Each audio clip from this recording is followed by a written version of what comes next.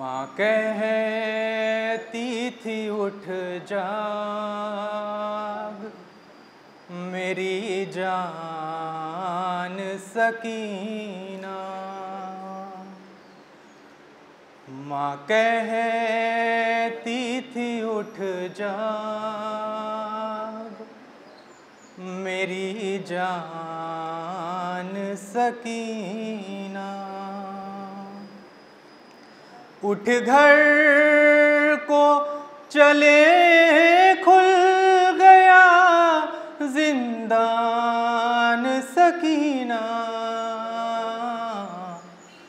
माँ कहती थी उठ जाग मेरी जान सकीना।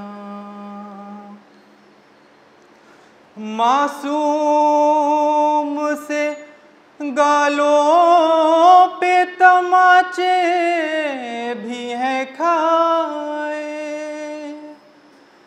रो रो के कहा करती थी बाबा नहीं आए। रोता है तेरे हाल पे जिंदान सकीना। माँ कहती थी उठ जाग मेरी जान सकीना। एक बार मेरे सीने से लग जा जरा उठ कर, कहती थी माँ क़ब्र सकीना से लिपट कर। कुछ देर के हैं हम तेरे मेहमान सकीना। माँ कहती थी उठ जाग मेरी जान सकीना। मैयत पे सकीना की हरम नौहा कुना था, चेहरे पे सकीना के तमाचों के निशान थे। लो मर ही गई शाम की मेहमान सकीना। माँ कहती थी उठ जाग मेरी जान सकीना। बूंदे जो तेरे शिम्र ने छीने वो दिला दूं, एक नन्ही सी चादर में तेरे सर पे उड़ा दूं। घर जाने का अब हो गया सामान सकीना। माँ कहती थी उठ जाग मेरी जान सकीना। मामूनीन एक गुजारिश ये करनी है कि हमारे बचपने में और बहुत दिन तक हमसे बुज़ुर्ग जो वाकिफ़ होंगे, आप हज़रात वाकिफ़ होंगे कि किसी के मरने के ऊपर क़त्ए तारीख़ कहा जाता था। क़त्ए तारीख़ की सिफ़त ये होती है के चौथे मिसरे के जो आदाद होते हैं वो सन या हिजरी से मिलते हैं, यानी कि 2024 से या 1946 जो होश से मिलते हैं। अब चूँकि मेरा शौक़ है और मुझे शायरी से रब्त है, इसलिए मैंने मरहूम के लिए 4 मिसरे क़त्ए तारीख़ के कहलवाए थे। क़त्ए तारीख़ हर शायर नहीं कह सकता, बल्कि चंद शुअरा जो हैं, जो इसके एक्सपर्ट होते हैं, वही कह पाते हैं।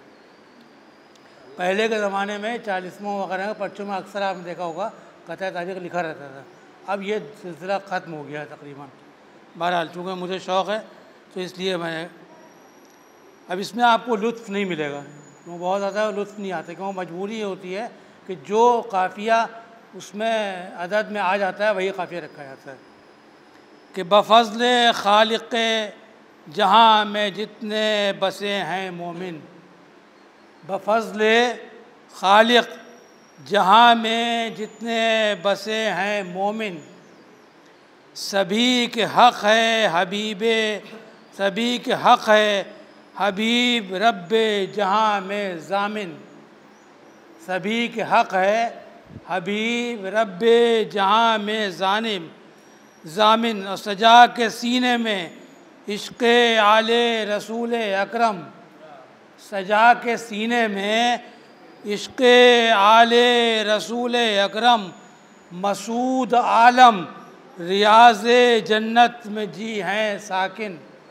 मसूद आलम रियाज़ जन्नत में जी हैं साकिन। ये देखिए बाकायदा उनका फ़ोटो लगा हुआ है, उनका बाकायदा ये हमने अपने क्या उस पर शेयर किया था। तो ये क़त्ए तारीख़ का असल में हमने तमाम लोगों के लिए जो भी इंतकाल हुए हैं, जो हमारी नॉलेज में आते हैं, उनके बारे ये आप अशार सुनिए, मुतफ़र्रिक़ मुख्तलिफ़ अशार के बदरो हुनैन क़ैद खंदक़ो खैबर समेटना। बदरो हुनैन खंदक़ो खैबर समेटना, यानी मुनाफ़िक़ीन का लश्कर समेटना। यानी मुनाफ़िक़ीन का लश्कर समेटना। और मौला अली के लुत्फ़ व करम का बयान है। मौला अली के लुत्फ़ व करम का बयान है। कूज़े में जिस तरह से समंदर समेटना, कूज़े में जिस तरह से समंदर समेटना। और ये शेर बतौर ख़ास कि बेशक किसी किताब में कुरान के सिवा, बेशक किसी किताब में कुरान के सिवा मुमकिन नहीं फ़ज़ाइल हैदर समेटना। मुमकिन नहीं फ़ज़ाइल हैदर समेटना।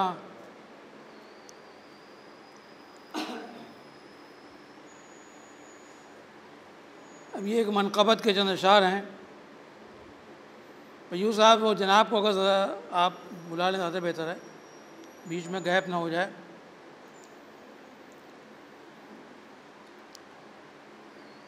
कर नहीं पाए जो ज़हरा से मवद्दत आज तक, कर नहीं पाए जो ज़हरा से मवद्दत आज तक। दुश्मने ज़हरा से करते हैं वो उल्फत आज तक। कर नहीं पाए जो ज़हरा से मवद्दत आज तक। दुश्मने ज़हरा से करते हैं वो उल्फत आज तक। हाँ बना है कुल जहाँ सदक़े में इनके इसलिए। हाँ बना है कुल जहाँ सदक़े में इनके इसलिए। खिलक़ते ज़हरा पे नाज़ा है मशीयत आज तक। खिलक़ते ज़हरा पे नाज़ा है मशीयत आज तक। और सैयदा बिनते नबी सैयदा बिनते नबी फ़ातिमा ज़हरा बतूल। सैयदा बिनते नबी ए फ़ातिमा ज़हरा बतूल। कम नहीं काबे से घर की तेरे इज़्ज़त आज तक। कम नहीं काबे से घर की तेरे इज़्ज़त आज तक। और ये बतौर ख़ास फरमाइए, हो सकता है आपके मिजाज को हो कि जो नबी को छोड़कर भागे थे जंगों में कभी। जो नबी को छोड़कर भागे थे जंगों में कभी, है हमें इन बेवफाओं से भी नफरत आज तक।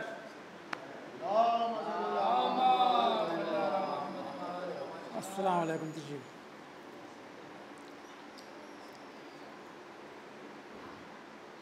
सरकार तशरीफ लिया सरकार के जो नबी को छोड़कर भागे थे जंगों में कभी, जो नबी को छोड़कर भागे थे जंगों में कभी, है हमें इन बेवफाओं से भी नफ़रत आज तक, है हमें इन बेवफाओं से भी नफ़रत आज तक।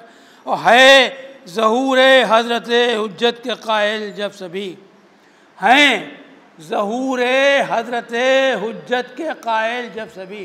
देखिए हर कौम ये मानती है कि एक न एक हादी एक आएगा, हम 12वें इमाम को ज़हूर करते हैं, बाकी लोग और हैं ज़हूर हज़रत हुज्जत के कायल जब सभी, साथ है कुरान के मानों के इतरत आज तक, साथ है मानों के, साथ है कुरान के मानों के इतरत आज तक। और बिदती फतवों का आना ये बताता है हमें, बिदती फतवों का आना ये बताता है हमें कि दुश्मने ज़हरा की बदली है न फितरत आज तक, दुश्मने ज़हरा की बदली है न फितरत आज तक, दुश्मने ज़हरा की बदली है न फितरत आज तक।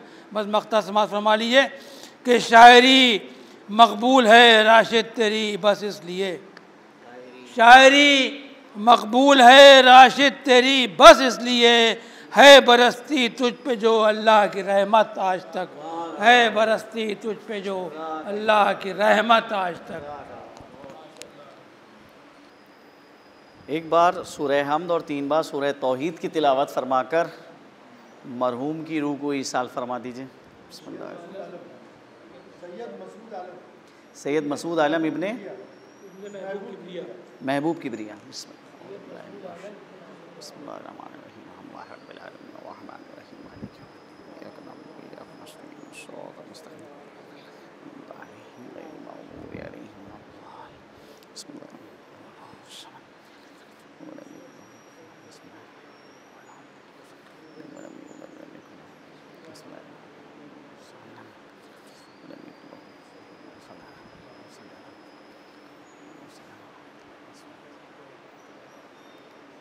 औज़ु बिल्लाहिस समीइल अलीम मिनश शैतानिर रजीम। बिस्मिल्लाहिर रहमानिर रहीम। अल्हम्दुलिल्लाहि रब्बिल आलमीन वस्सलातु वस्सलामु अला अशरफिल अंबिया वल मुरसलीन खातिमिन नबिय्यीन शफीए ज़ुनूबिना व तबीबे नुफूसिना मौलाना अबुल क़ासिम मुहम्मद वालिहि तय्यबीन अत्ताहिरीन व लानतुल्लाहि अला आदाइहिम अजमईन मिनल आन इला क़याम यौमिद्दीन। अम्मा बाद फ़क़द क़ाल अल्लाहु तबारक व तआला फ़ी किताबिहिल मुबीन व हुवा अस्दक़ुस सादिक़ीन व क़ौलुहुल हक़। बिस्मिल्लाहिर रहमानिर रहीम। वलनब्लुवन्नकुम बिशैइन मिनल खौफ़ि वल जू'i व नक़्सिन मिनल अम्वालि वल अनफ़ुस वस्समरात व बश्शिरिस साबिरीन इज़ा असाबतहुम मुसीबह क़ालू इन्ना लिल्लाहि व इन्ना इलैहि राजिऊन। सलावत भेजें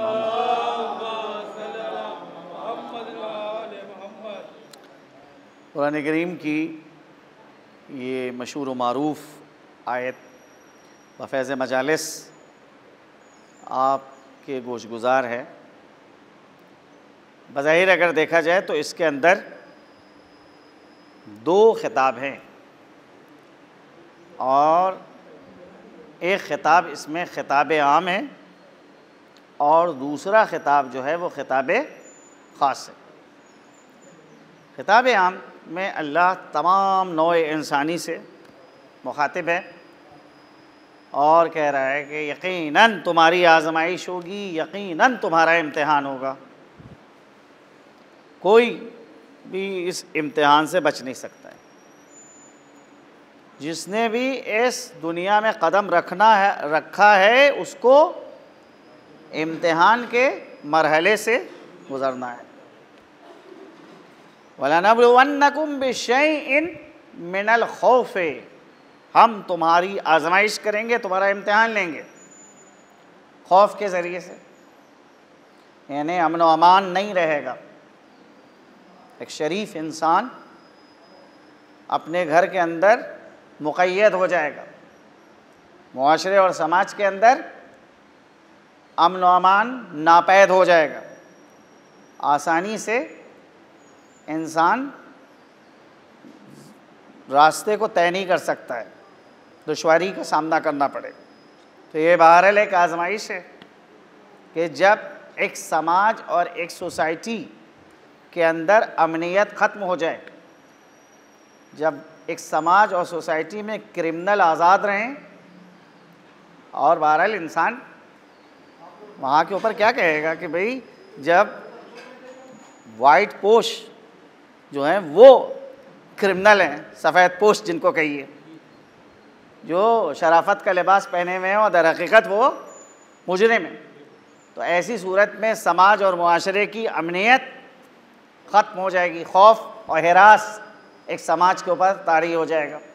तो ये एक समाज में अगर ऐसी कैफियत पाई जा रही है तो पाप इंसान की आजमाइश है, इम्तिहान। वलजू, जू कहते हैं भूख को, यानी इंसान के लिए खाने और पीने की चीज़ें इतनी महंगी हो जाएंगी कि एक आम इंसान की दस्तरस में नहीं रहेंगे। तो ये भी एक इंसान का इम्तिहान है और आजमाइश है। वनक़्सिन मिनल अम्वाल, माल के अंदर कमी वाक़ई हो जाएगी और माल जो है वो उसका नुकसान होगा, ये भी एक आजमाइश है। वल अनफुस, जान चली जाएगी, उसके ज़रिए से इम्तिहान। वस समरात, बाग उजड़ जाएंगे, गोद के पाले रुखसत हो जाएंगे, तो इसके ज़रिए से भी एक इम्तिहान। तो ये मुख्तलिफ़ इम्तिहान हैं जिससे इंसान को दोचार होना है।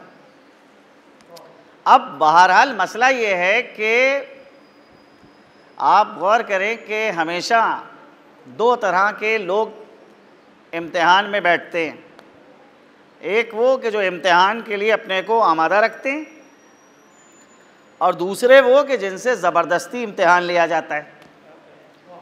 तो जो अपने को आमादा रखता है वो कामयाब और कामरान इम्तिहान से बाहर आता है, और जिससे ज़बरदस्ती इम्तिहान लिया जाता है वो बहरहाल उस इम्तिहान पे कभी राज़ी नहीं होता। और ये आप हज़रात, क्योंकि इस मजमे के अंदर वो लोग हैं कि जिनका तालीम और ताल्लुम से ताल्लुक़ रहा है, एजुकेशन से रब्त रहा है और अभी भी है, वो बखूबी जानते हैं कि कोई भी दर्सगाह हो, कोई भी कॉलेज हो, यूनिवर्सिटी हो, मदरसा हो, हर जगह दो गिरोह मिलेंगे।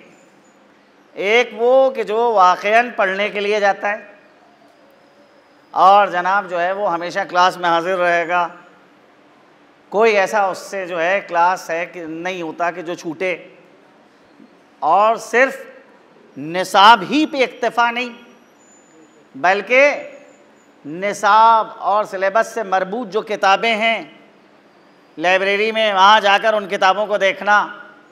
अगर ख़ाली वक्त में असातिज़ा मिल जाते हैं तो बजाय इससे कि उनसे इधर उधर की बातें की जाएं, अपने इल्मी गुत्थियों को सुलझाना, अपने इल्मी सवालात उनके सामने रखना।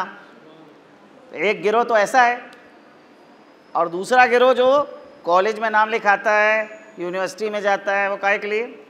कहा वो ज़्यादा से ज़्यादा दोस्तियाँ करते हैं, वहाँ कॉलेज और यूनिवर्सिटी की कैंटीन को आबाद करेंगे, अक्सर औकात जो है वो प्लेग्राउंड में खड़े हुए मिलेंगे, और अगर यूनियन के इलेक्शन हो रहे हैं तो उसमें बढ़ चढ़ के हिस्सा लेंगे, लेकिन सब जगह नज़र आएंगे, क्लास में कभी नहीं नज़र आएंगे।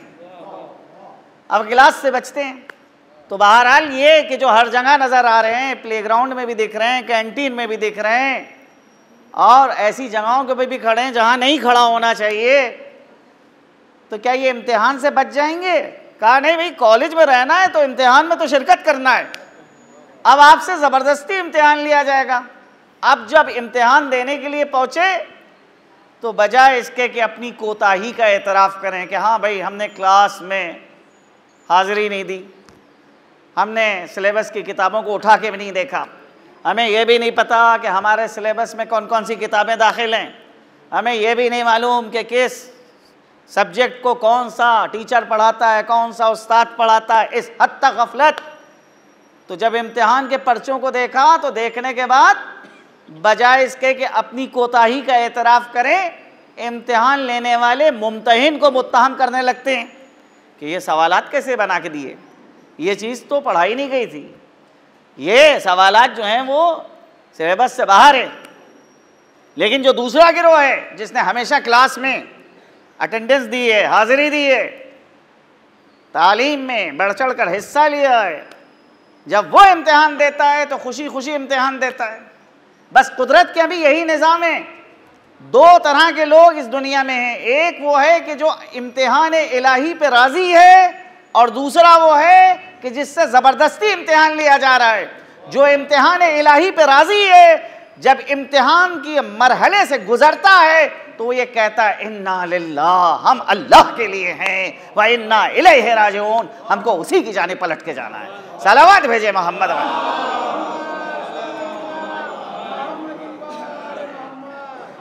तो एक है गिरोह तो कामयाब हो रहा है इम्तिहान में, जो बहरहाल इम्तिहान में कामयाब होता है उसको अल्लाह ने एक टाइटल और एक लक़ब दिया है, और वो लक़ब है साबिर का लक़ब। साबिर उसे कहते हैं कि जो मुश्किलात और मुसीबतों का डट के मुकाबला करे। मैदान से भागने वालों को साबिर नहीं कहा जाएगा, मैदान में जमकर जो दुश्मनों से मुकाबला करे। अब वो कभी कभी दुश्मन मुख्तलिफ शक्लों में आता है, कभी भूख की शक्ल में दुश्मन आता है, कभी प्यास की शक्ल में दुश्मन आता है, कभी माल की तंगी की बिना के ऊपर दुश्मन सामने आ जाता है। यहाँ के ऊपर कौन है जो इस दुश्मन से मुकाबला कर रहा है? जो अपने दुश्मन पे गालिब आ जाए, डट कर मुकाबला करे, ऐसे शख्स को साबिर कहा जाता है। देखिए एक चीज़ आप समझ लीजिए, मुसीबत से सभी दो चार होते हैं और सभी को मुसीबतों से गुजरना पड़ता है। कौन ऐसा इंसान है कि जो मुसीबतों से ना गुजरे? लेकिन कुछ हैं कि जो मुसीबत पे सवार हो जाते हैं और मुसीबत को अपना मरकब बना लेते हैं। लेकिन कुछ लोग हैं कि जो मुसीबत को अपने पे सवार कर लेते हैं। बिल्कुल ऐसे ही कि आप एक मर्तबा गाड़ी पे बैठे तो गाड़ी आपके कंट्रोल में, जहाँ चाहिए वहाँ पर उसकी रफ्तार को तेज़ कर दीजिए, जहाँ पे चाहिए वहाँ पे धीमा कर दीजिए, जहाँ चाहते हैं वहाँ पे रोक लेते हैं, जहाँ चाहते हैं वहाँ पे तेज़ कर देते हैं। तो ये गाड़ी आपके इख्तियार में है, ये है आपका मरकब, ये है आपकी सवारी। लेकिन एक बार आप ये काम करें कि गाड़ी पे ना बैठें बल्कि गाड़ी को अपने ऊपर सवार कर लें। अब जब गाड़ी को आप अपने ऊपर लेके चल रहे हैं तो क्या होगा? कदम कदम पर ठोकरें मिलेंगी, दुश्वारियों का सामना करना पड़ेगा। वैसे ही मसला है कि मुसीबत पे कभी आप सवार होते हैं और कभी मुसीबत आप पर सवार हो जाती है। अगर मुसीबत को आप मरकब बना लें, अपनी सवारी बना लें, तो मुसीबत आपके एहसासात और आपके हवास को आपसे नहीं छीनेगी। लेकिन अगर मुसीबत आप पे सवार हो जाए तो नतीजा क्या होता है कि फिर रास्ता तय करना सख्त होता है। इंसान तरक्की अगर करना चाहता है, ज़िंदगी की दौड़ में अगर आगे जाना चाहता है, तो इंसान के लिए लाजिम है कि गम व अंदों से दूर रहे, खुशहाल रहे। अगर अफसुर्दा है, गमगीन है, ऐसा इंसान ज़िंदगी में पीछे रह जाएगा दूसरों से। इंसान ज़िंदगी में अगर आगे जाना चाहता है तो नफ्सियाती तौर के ऊपर इंसान को खुशहाल रहना है। तो ये दुनिया के गम हैं जो इंसान से जीने का हौसला छीन लेते हैं। लेकिन तन्हा ये गम सैयद शुहदा है कि अगर इंसान इसको गले से लगाता है तो जिंदगी के शरारे इंसान के सीने में पैदा हो जाते हैं। सलावत भेजे मोहम्मद।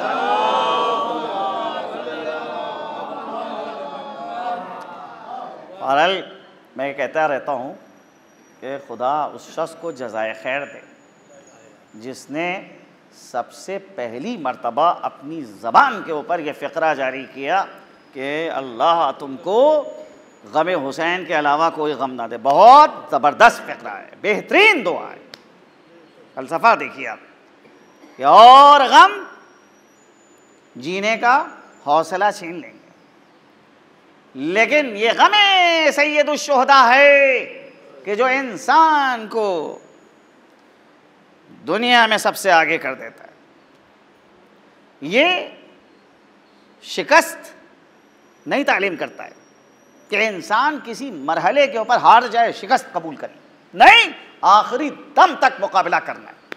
देख लीजिए आज दुनिया में खुशकिस्मत हैं वे कौमें कि जो करबला को अपने गले से लगाए हुए हैं, और बदबख्त है वो कौम कि जिसके पास करबला नहीं।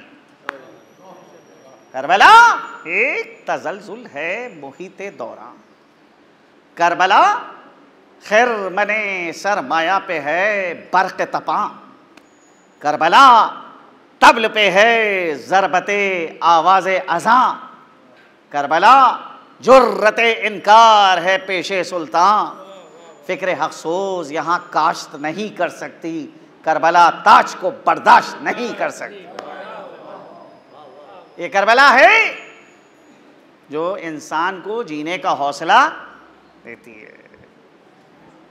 और दुनिया के अंदर नज़र आ रहा है जिनके पास करबला है वो बड़ी सी बड़ी ताकतों से टकरा जाते हैं, मुकाबला करते हैं, और जिनके पास करबला नहीं है वो शिकस्त खा जाते हैं। दुनिया में जितने भी इनकलाबात दुनिया में हुए और जिन इनकलाबात में लोगों ने इमाम हुसैन को अपना रहनुमा माना, अपना आइडियल माना, उस इनकलाब में कामयाबी मिली। मुजाहिदीन ने दुश्मनों के हौसलों को पस्त कर दिया, लेकिन जहां पर करबला नहीं थी, हो सकता है कि वक्ती तौर पे वो इनकलाब कामयाब हो, लेकिन देर पा नहीं रहा वो इनकलाब। करबला इस्तिकामत का एक नमूना है, साबिर है, सब्र की तलकीन हुसैन ने की है, सब्र का दर्स दिया है, लेकिन कतन सब्र के माना ये नहीं है कि इंसान दुश्मन के सामने अपने हथियार खोल के रख दे और अपने आप को दुश्मन के हवाले कर दे। देख लीजिए आज जो दुनिया में सूरत हाल है, एक छोटी सी कौम है जो बड़ी बड़ी ताकतों से मुकाबला कर रही है। 16,000 बच्चे शहीद हो गए हैं, खाना और पानी जो है उससे महरूम है, उसके बावजूद जो है दुश्मन अपने इरादे में कामयाब नहीं हो रहा है। एक तरफ एक हुकूमत और दूसरी तरफ एक छोटी सी तंजीम। क्यों? क्योंकि जब एक तंजीम, एक हिज़्ब, एक पार्टी खुदा से वाबस्ता हो जाती है तो जो अल्लाह के औसाफ हैं वो उसके अंदर मुतजल्ली होने लगते हैं। अब एक कतरा है, आप हथेली के ऊपर कतरे को रखिए, जब तक के इस कतरे के मुताल्लिक़ अगर सवाल किया जाए कि ये कब तक कतरा रहेगा, कहा जब तक कि ये कतरा जो है वो आपकी हथेली पे है तो ज़्यादा से ज़्यादा 2 मिनट, बहुत ज़्यादा है 2 मिनट। टेम्परेचर आज फ़र्क कर रहा है आजकल, तो 5 मिनट इसकी ज़िंदगी है। लेकिन वही कतरा अगर आप सिंटैक्स में ले जाके डाल दें और पूछे अब कितनी ज़िंदगी है, तो कहेंगे कि भाई जब तक सिंटैक्स में पानी है तब तक कतरा महफूज रहेगा। उसी कतरे को आपने तालाब में ले जाके डाला, कहा अब कब तक इसकी ज़िंदगी है, कहा जब तक तालाब में पानी महफूज है तब तक कतरा महफूज है। उसी कतरे को आपने समंदर में ले जाके डाल दिया, कहा अब कब तक इसकी ज़िंदगी है, कहा जब तक समंदर में पानी है तब तक के कतरा महफूज हो गया। तो अगर समंदर में आपने कतरे को शामिल किया तो समंदर के जो खुसूसियात हैं वो कतरे में मुंतकिल होंगे, समंदर में मौजें उठती हैं तो कतरा भी इस मौज में शरीक है। समंदर में तूफान आते हैं, कतरा भी इस तूफान में शरीक है। बस इंसान अगर खुदा से अलग है तो एक कतरे के मानिंद है, न मालूम कब खुश्क हो जाए। लेकिन अगर यही इंसान खुदा से जुड़ जाता है, राबिता खुदा से कवी हो जाता है, तो दुनिया की कोई ताकत इस इंसान से मुकाबला नहीं कर सकती है। क्यों? क्योंकि वो साहिब कुदरत है, वो साहिब इख्तिदार है, वो हाकिम वक्त है, वो है कि जिसके खजाने कभी खत्म होने वाले नहीं, वो है कि जिसकी असल कुदरत है, वो मंबे कुदरत है, वो सरचश्मे कुदरत है। जब उससे वाबस्ता हो गए तो कोई ऐसे इंसान के सामने कैसे ठहर सकता है? ऐसा इंसान बड़ी से बड़ी ताकतों से मुकाबला कर लेता है। अब देखें, कुरान करीम के अंदर मुख्तलिफ उम्मतों के वाक़यात पेश किए गए। अब बहरहाल कुरान हिदायत की किताब है, कोई हिस्टोरिकल किताब तो है नहीं कि दास्तानों और नावलों को जैसे पढ़ा जाता है वैसे माज़अल्लाह नऊज़ुबिल्लाह कुरान को पढ़िए आप। अगर कुरान ने गुजरी हुई कौमों के तज़किरे किए हैं तो उसके अंदर इबरत के पहलू रखे कि इंसान जब इन गुज़िश्ता कौमों का मुतालिया करेगा तो इंसान इबरत इनसे हासिल करेगा कि वो शराइत जो समाज में पैदा हुए थे, अगर वही शराइत मौजूदा समाज में आ जाएं तो वो वाक़या जो उस वक्त रूनुमा हुआ था दोबारा फिर ये वाक़या रूनुमा हो सकता है।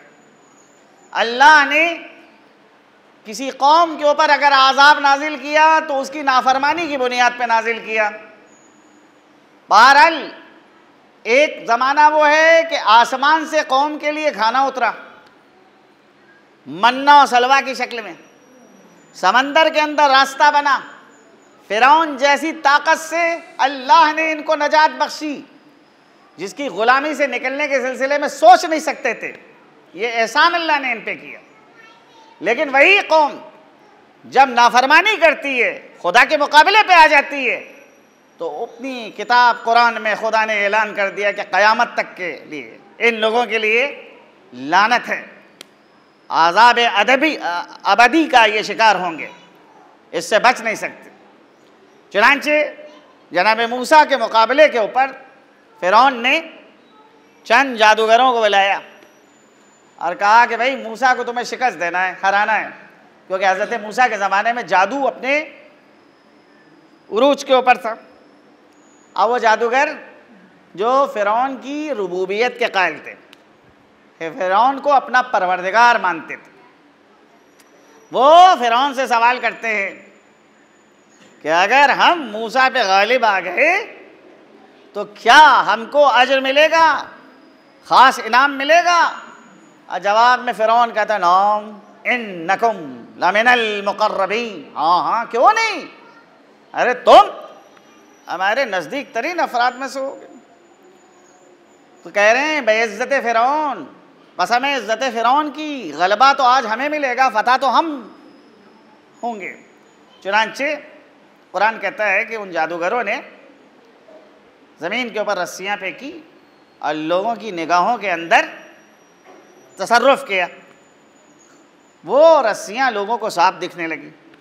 इधर अल्लाह ने अपने नबी हज़रत मूसा कलीम खुदा के ऊपर वही की कि आपके हाथ में जो छड़ी है इसको ज़मीन पे फेंकिए, और जैसे ही वो छड़ी फेंकी वो जनाब अजदहे की शक्ल में नुमाया हुई और उसने उन सब सांपों को निगल गई कि जो ज़मीन पे रेंग रहे थे। अब जो जादूगरों ने देखा ये मंज़र तो फ़ौरन तशख़ीस दे लिया, क्योंकि साहिब फ़न थे, कि भाई मूसा के हाथ में जो चीज़ है वो जादू नहीं है, वो मोजिज़ा है, मोजिज़ा। लिहाजा सब के सब सजदे में गिर जाते हैं और कहते आमन्ना बिरब्बि हारून व मूसा, हम हारून के और मूसा के परवरदिगार पर ईमान ले आए।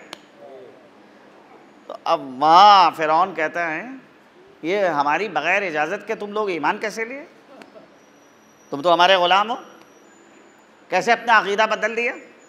बताइए क्या पस्त ज़िंदगी थी कि अभी इज़्ज़त फ़िरौन की कसम खा रहे थे, अभी ये कह रहे थे कि हमको एक ख़ास इनाम मिलना चाहिए अगर हमने मूसा को शिकस्त दे दी। और अब जब ईमान का चिराग दिल में रोशन हुआ और फ़िरौन ने कहा तुमने बग़ैर मेरी इजाज़त के मूसा और उनके परवरदिगार पर क्यों ईमान लाए, मैं तुम्हारे हाथ पैर काटूंगा, तुमको सूली पे लटकाऊंगा। एक कमज़ोर वजूद अपने ज़माने की अबुल क़ुदरत सुपर पावर के सामने खड़ा हो जाता है ईमान की ताकत पे, जवाब में कहता है ला ज़ैर लना, कोई हमें परवाह नहीं है, फ़ग़्ज़ मा अंत क़ाज़, अरे जो तुझे फ़ैसला करना है कर, इन्ना इला रब्बिना लमुनक़लिबून, हम अपने परवरदिगार की जानिब पलट जाएंगे। ये क़ुव्वत कैसे पैदा हुई कि ये ईमान है, ये ईमान का चिराग जब दिल की गहराइयों में रोशन होता है तो बड़ी सी बड़ी ताकत शिकस्त खा जाती। जंग बद्र में मुसलमानों की जो तादाद थी कुल 313, और उधर मुकाबले पे जो लश्कर आया था कुफ़ार का 1000 के करीब, लेकिन 313 में सिर्फ 13 लोगों के पास तलवारें थी, सबके पास तलवारें भी नहीं, घोड़े कुल 3 लोगों के पास, वरना किसी के पास खजूर के दरख्त की टहनी है उससे वो मुकाबला करने के लिए आ गए। ये मुकाबला जो हुआ है वो किस बात पे, कुफ्र और ईमान का मुकाबला था। सामने सगे रिश्तेदार आए थे लड़ने के लिए, रसूल की जानिब अगर बेटा है तो कुफ्फार की जानिब बाप है, रसूल की तरफ एक भाई है तो कुफ्फार की जानिब दूसरा भाई है। सगे रिश्तेदार मुकाबले के लिए आए, तौहीद और शिर्क की जंग है। चुनांचे इसी जंग का वाक़या है, जंग बद्र का, कि अबू हुज़ैफा नाम का एक शख्स है जो पैगंबर की जानिब है और उसका बाप मुशरिकीन की तरफ था। चुनांचे जब वह बाप जंग बद्र में कत्ल हुआ तो बद्र में एक गड्ढा खोदा गया था जिसमें मख्तूलीन को लाके डाला जा रहा था। तो अबू हुज़ैफा ने अपने बाप के जनाजे को, लाश को खींचा और खींच के वो चाह रहा था कि गड्ढे में डाल दें, लेकिन जिस वक्त बाप के लाशे को खींच रहा था तो चेहरे का रंग बदल गया। पैगंबर ने इस कैफियत को देखा, महसूस किया, फरमाते हैं अहज़नता, क्या तुम्हें गम है अपने बाप की मौत पर?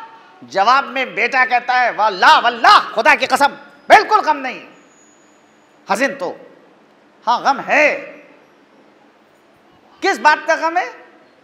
हाज़ा मातत अलल कुफ्र, कि इस पर, इसको कुफ्र के ऊपर मौत आई है। काश कि ये ईमान पे दुनिया से रुखसत होता, कितना मैं खुश होता।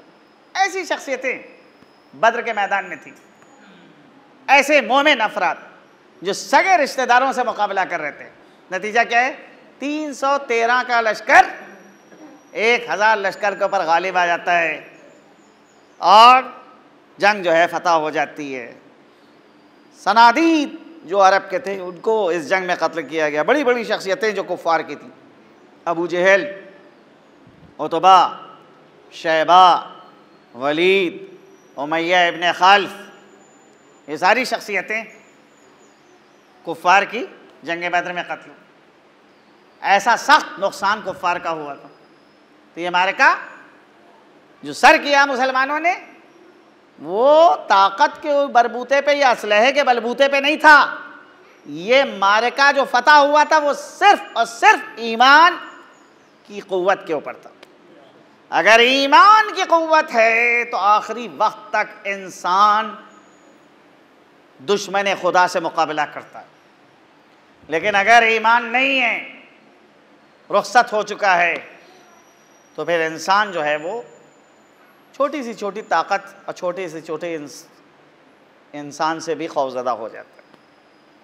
वलनब्लुवन्नकुम बिशैइन मिनल खौफि वल जूइ व नक़्सिन मिनल अम्वालि वल अनफुस, यकीनन हम तुम्हारी आजमाइश करेंगे, यकीनन हम तुम्हारा इम्तिहान लेंगे, और ये इम्तिहान मुख्तलिफ इम्तिहान होंगे।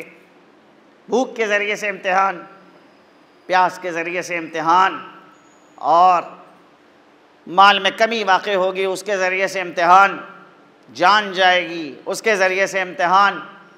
इन सारे इम्तिहानों से गुज़रने के बाद एक इंसान जब कामयाबी के साथ इम्तिहान से बाहर आता है, ऐसे इंसान को कुरान एक लक़ब दे रहा है कि ये इंसान है साबिर। ऐसे इंसान को बशारत दी जा रही है, खुशखबरी दी जा रही है, वबश्शिर साबिरीन, खुशखबरी दे दीजिए सब्र करने वालों। इज़ा असाबतहुम मुसीबा, कि जब वो मुसीबत से दो चार होते हैं, क़ालू इन्ना लिल्लाह, तो वो ये कहते हैं कि हम अल्लाह के लिए हैं, व इन्ना इलैहि राजिऊन, हमको उसी की जानिब पलट के जाना है। कलमे तौहीद है, देखिए कहाँ से आए हैं, कहाँ जाना है। एक मोमिन जानता है कि सफ़र की इब्तिदा कहाँ से हुई है और सफ़र की इंतहा कहाँ पे। ये दुनिया जो है ये तो एक रास्ता है, गुज़रगाह है। बहरहाल खा हम ये चाहें खा ना चाहें, इस रास्ते का इख्तिताम होना है, इसको ख़त्म होना है। तो बहरहाल अपनी इब्तिदा से भी वाकिफ़, अपनी इंतहा से भी वाकिफ़, मबदे सफ़र से भी वाकिफ़ और मुंतहा जो सफ़र का है उससे भी वाकिफ़। लिहाजा कहते हैं इन्ना लिल्लाह, हम अल्लाह के लिए हैं, व इन्ना इलैहि राजिऊन, हमको उसी की जानिब पलट के जाना है। अगर ये नेमतें जो अल्लाह ने हमको दुनिया में दी हैं, जिसने नेमत दी है उसने अगर नेमत ले ली तो हमको एतराज़ का हक़ नहीं हासिल है। कमाल अब्दियत ये है कि बंदा क़ज़ाए इलाही, अल्लाह के फ़ैसले के सामने अपने सर को झुका दे। इसी में बेहतरी है कि जो भी फ़ैसला अल्लाह ने किसी बंदे के हवाले से किया है, बंदा उस फ़ैसले को कबूल करे। हमारी जाने निसारों जनाब सैयदा सलामुल्लाह अलैहा के ऊपर बड़ा अच्छा फ़िक्रा फरमाती हैं, परवरदिगारा जो चीज़ तूने मेरे मुक़द्दर में लिखी है, परवरदिगारा उस चीज़ की जानिब मेरे दिल में शौक़ पैदा कर कि मैं उसकी जानिब हरकत करूं, और जो चीज़ मेरे मुक़द्दर में नहीं तूने करार दी है उसका शौक़ मेरे दिल में ना पैदा हो। होता यह है कि जो चीज़ इंसान के मुक़द्दर में नहीं है, इंसान उसके पीछे भागता है, थकता है, परेशान होता है, और जो चीज़ मुक़द्दर में है उसकी लिए कोशिश नहीं करता। जनाब सैयदा फरमा रही है, परवरदिगारा जो चीज़ तूने मेरे मुक़द्दर में लिखी है, तकदीर में लिखी है, मेरे अंदर ये शौक़ पैदा कर कि मैं उसकी जानिब हरकत करूं, मैं उसकी जानिब बढ़ूं, उसको हासिल करूं। और जो चीज़ तूने मेरे मुक़द्दर में नहीं लिखी है तो मेरे दिल के अंदर फिर उसके हवाले से कोई शौक़ भी ना पैदा हो। इंसान क़ज़ाए इलाही के सामने उसको सरे तस्लीम खम करना है। अल्लाह ने अगर फ़ैसला कर लिया है तो इलाही फ़ैसला अटल रहता है, उसके सामने बहरहाल अपने आप को सिपुर्द करना है। दुनिया तो गुज़रगा है, बहरहाल हमेशा किसी को इस दुनिया में नहीं रहना है।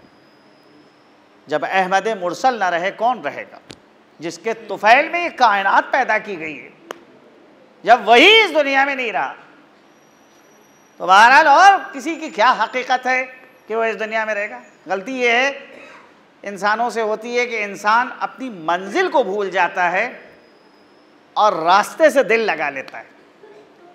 रास्ता रास्ता ही रहेगा, चाहे आप इस रास्ते को जितना चाहे मुज़य्यन कर दें, चाहे जितना सजा दें, रास्ता कभी मंजिल नहीं बन सकता। तो मंजिल खुदा की बारगाह है कि जहाँ हर इंसान को जाना है, उसके लिए अपने आप को आमादा करना है। और रास्ता है ये दुनिया। इस दुनिया में बस उस हद तक इस्तिफ़ादा करना है कि रास्ता चलने में दुश्वारी ना हो। मुसाफिर उतना सामान लेके चले जितना सामान आसानी के साथ उठा सकता है।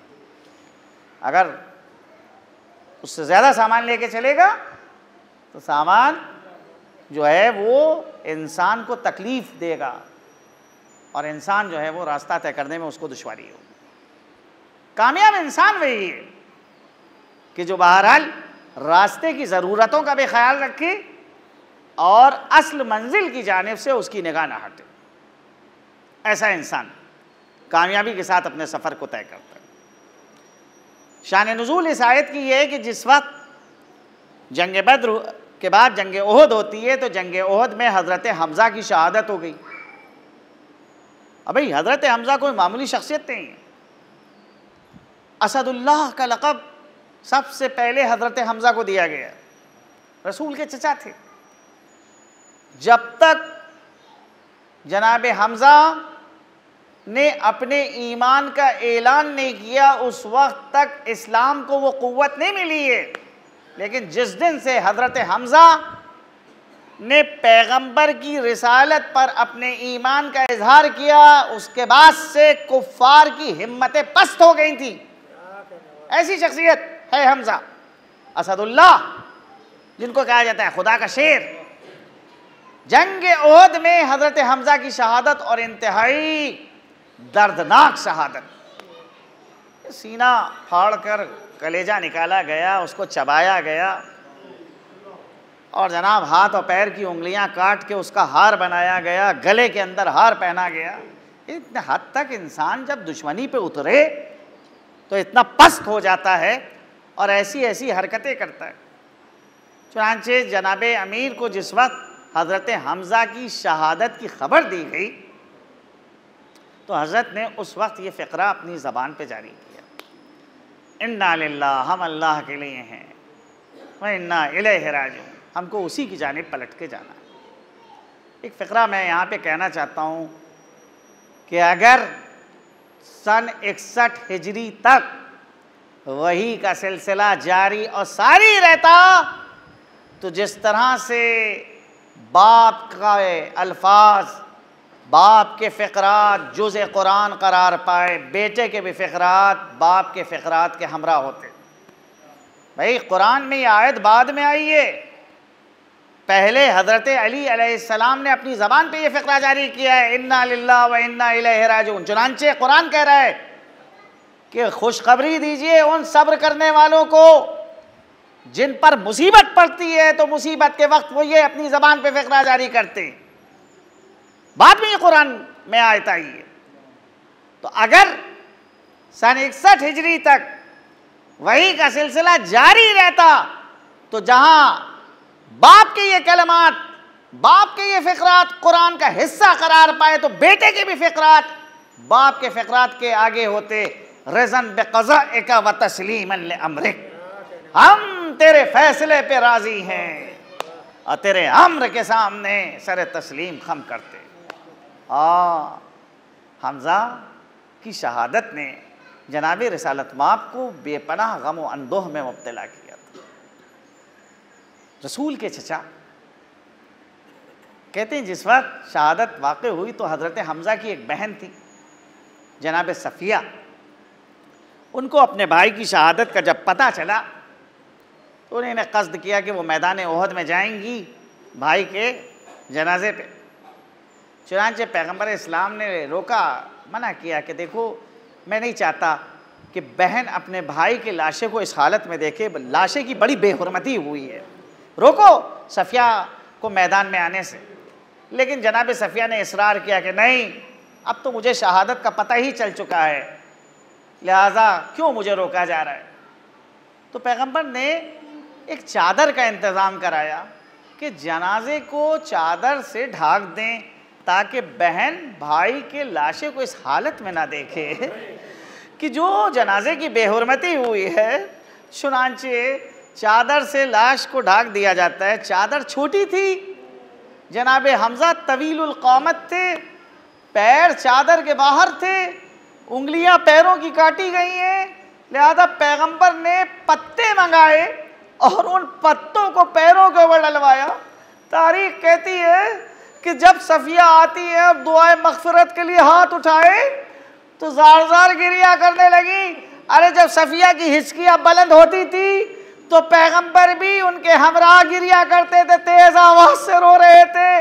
सफ़िया की हालत पर पैगंबर भी मुस्तरिब थे। उनके बेटे जुबैर से कहते हैं, जुबैर ज़रा आगे बढ़ो, माँ को सहारा दो।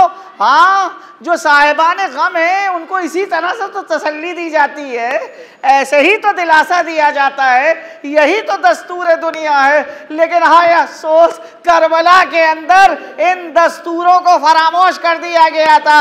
मैं कहूँगा या रसूल अल्लाह, फरियाद है फरियाद, अरे ज़रा उमर सास से कह दीजिए कि ज़ैनब को उस तरफ से ना ले जाए जिधर हुसैन का लाशा पड़ा है। बहन अपने भाई के लाशे को अगर इस हालत में देखेगी तो दिल पे क्या गुजरेगी। तारीख कहती है कि उमर साद ने हुक्म दिया कि असीरों को उस तरफ से लेके चलो जिधर शोहदा के लाशे पड़े हैं। चुनांचे जब असीरों को उस तरफ से गुजारा जाने लगा तो हर बीबी की निगाह अपने वारिस के लाशे के ऊपर थी। उम्मे लैला अली अकबर के लाशे को हसरत यास से देख रही हैं। उम्मे फरमा कासिम के लाशे की जानिब निगाहें करे हैं। तो क्या ज़ैनब की निगाह हुसैन के लाशे की जानिब होगी? तारीख कहती है नहीं, बल्कि ज़ैनब की तो निगाह सैयद सज्जाद के चेहरे की जानिब थी। कहती या बक़ियतो अख़ी व जद्दी, अरे मेरे भाई और नाना की यादगार, ए बेटा मैं क्या देख रही हूँ, ऐसा महसूस होता है जैसे तुम्हारी रूह कफ़से उनसुरी से परवास कर जाएगी। फरमाते पुपी, अरे क्यों कर सब्र करूं, इन जालिमों ने अपने कुश्तहाए नजिस को दफन कर दिया।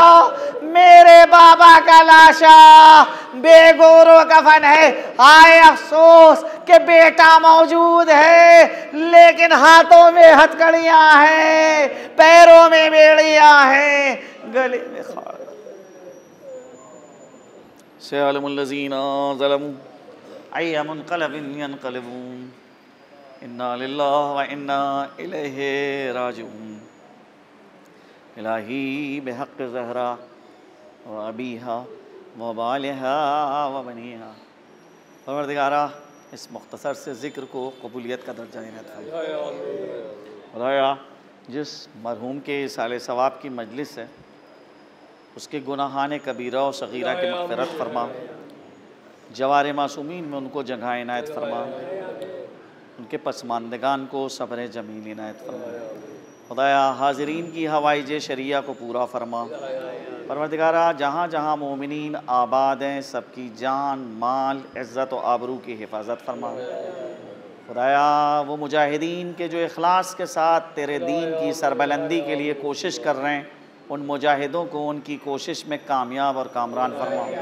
वो दुश्मनान इस्लाम जो लायक़ हिदायत नहीं है परवरदिगारा तो उनको नीज़ तो नाबूद फरमा। हमारे मराज-ए-इज़ाम ख़ुसूसन रहबर इनक़लाब और मरज आली क़द्र सैयद अली सिस्तानी इनको अपनी पनाह ख़ास में महफूज फरमा। खुदाया हमारे इमाम के ज़ुहूर में ताजील फरमा। हमको उनके आवानो अंसार व मददगार में शुमार फरमा। उनके ज़ुहूर को हमारे लिए बाइसे आफ़ियत करार दे। रब्बना तक़ब्बल मिन्ना इन्नका अंतस समीउल अलीम। एक बार सूरह हम और 3 बार सूरह तौहीद की तिलावत फरमा कर मरहूम मसूद आलम इब्ने महबूब किबरिया की रूह को ईसाल फरमा।